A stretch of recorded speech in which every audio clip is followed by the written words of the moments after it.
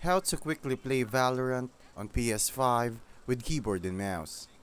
I'm going to tell you how this actually works. Valorant is still not officially on PS5 as of 2025, but Riot already announced console testing, so it's slowly rolling out. If you get access to the PS5 version, here's the catch. It doesn't support native keyboard and mouse yet.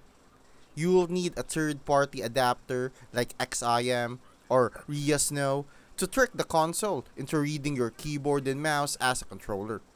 Just plug the adapter into your PS5, connect your keyboard and mouse, then map the controls through the adapter's app.